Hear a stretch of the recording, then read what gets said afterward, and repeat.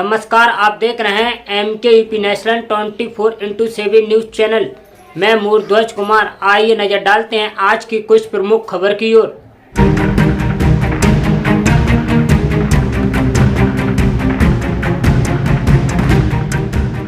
वकालत का पेशा अपने आप में बेहद जिम्मेदारी और चुनौतियों से भरा लेकिन रिस्की भी होता है। कभी आप किसी आरोपी की पैरवी कर रहे होते हैं तो कभी किसी के खिलाफ केस लड़ रहे होते हैं। यही कानून का तकाजा है, यही वकीलों की जिंदगी का अहम पहलू है। उन्हें तो अपने मुवक्किल को इंसाफ दिलाने की बेहतर से बेहतर कोशिश करनी होती है, लेकिन क्या किसी की पैरवी करने पर कोई वकील की जान का दुश्मन ही बन जाएगा और ऐसी बेरहम मौत दे कि रोंगटे खड़े हो जाएं? ये बात कुछ अजीब सी लगती है।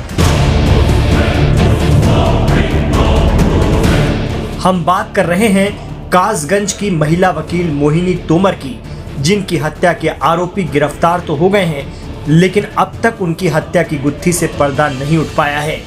जी हां, हत्या आरोपी भी वकील हैं। तो क्या वकील को इसलिए किडनैप कर मार डालेंगे कि उन्होंने किसी की पैरवी की? इस बात को लेकर चर्चाओं का बाजार गर्म है। सोशल मीडिया पर भी लोग इस कांड को लेकर कई तरह के सवाल उठा रहे हैं। आपको बता दें कि यूपी के कासगंज के दीवानी परिसर से लापता महिला अधिवक्ता मोहिनी का शव दूसरे ही दिन रात 8 बजे गोरहा नहर से बरामद हुआ था। वकील अब भी बेहद गुस्से में हैं। अधिवक्ता के पति ने शव की शिनाख्त अपनी पत्नी मोहिनी तोमर के तौर पर की थी। कहा जा रहा है कि शव बेहद बुरी हालत में था कि पहचाना ही ना जा सके।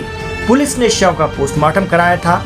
अब कुछ स्थानीय मीडिया रिपोर्ट्स बता रही हैं कि पोस्टमार्टम रिपोर्ट में जो परिणाम आए हैं वो बेहद चौंकाने वाले हैं, जिसको लेकर चर्चाएं शुरू हो गई हैं। पुलिस भी इस मामले में अभी तक सीधे कुछ नहीं कह रही।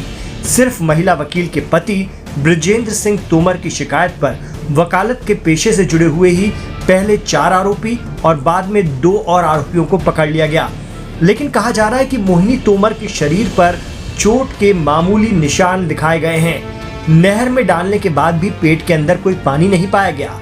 कुछ मीडिया रिपोर्ट्स कहती हैं कि बरामद लाश 2 से 3 दिन पुरानी है, जबकि शव 28 घंटे बाद ही गोरहा नहर से पुलिस ने बरामद कर लिया था। मौत के बाद महिला के शव को हीट बॉक्स में रखे जाने का भी जिक्र किया गया है कुछ मीडिया रिपोर्ट्स में। चर्चा है कि मोहिनी तोमर हत्याकांड मामले में जो पोस्टमार्टम रिपोर्ट से उजागर हुआ है, उससे हर कोई उनके पति ब्रजेंद्र तोमर की शिनाख्त पर सवाल खड़े कर रहा है। लोग कह रहे हैं कि अगर ये बरामद हुआ शव मोहिनी तोमर का है तो ये पोस्टमार्टम रिपोर्ट में 2 से 3 दिन पुराना क्यों दर्शाया गया है?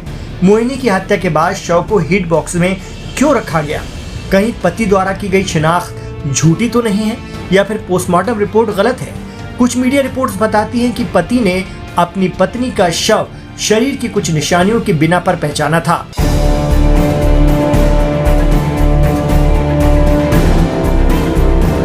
ऐसे में खबर है कि पुलिस अब भी अपना काम कर रही है।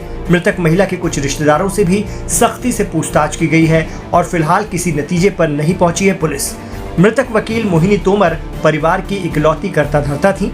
उनकी हत्या क्यों की गई है, इस राज से पर्दा अभी उठना बाकी है। कासगंज में मोहिनी की बहन रजनी भी पुलिस जांच और न्याय की मांग कर रही हैं, जबकि बिस्तरा रिपोर्ट आने के बाद ही पता चलेगा कि उनकी हत्या कैसे की गई है। मैं दोषियों के साथ सख्त से सख्त कार्रवाई चाहती हूँ। उन्हें फांसी की सजा हो, उन्हें सामने लाया जाए कि आखिर ऐसा उन्होंने क्यों किया, उसका कारण भी तो जाने। उन्होंने उनका क्या बिगाड़ा था? क्या कोई किसी के लिए लड़ता नहीं है समाज के लिए? तो 4 लोग गिरफ्तार हो चुके हैं। मैं यही चाहती हूँ दोषियों को सजा मिले। हम ये नहीं चाहते किसी निर्दोष को सजा मिले। अगर वो शामिल नहीं है तो उन्हें वो छोड़े जाएंगे। उन्हें इस बात की वो होनी भी नहीं चाहिए। अगर वो दोषी नहीं है तो उन्हें न्याय पे भरोसा रखना चाहिए। हमारी पुलिस प्रशासन इसी में लगी हुई है, किसी को अन्याय नहीं करेगी किसी के साथ। अगर यह हत्या सिर्फ केस से पीछे नहीं हटने के बदले के तौर पर आरोपियों के जरिए की गई है, जो खुद भी वकालत के पेशे से जुड़े हैं, तो ये मामला अपने आप में कई सवाल खड़े करता है। लेकिन अगर हत्या की कोई और वजह है तो ये केस पुलिस के लिए चुनौती है, क्योंकि फिलहाल सभी गिरफ्तारियां महिला वकील के पति की शिकायत पर हुई हैं। यूट्यूब पर लाइव खबरें देखने के लिए MK UP national 24x7 news channel को सब्सक्राइब करें और ज़्यादा से ज़्यादा शेयर करें।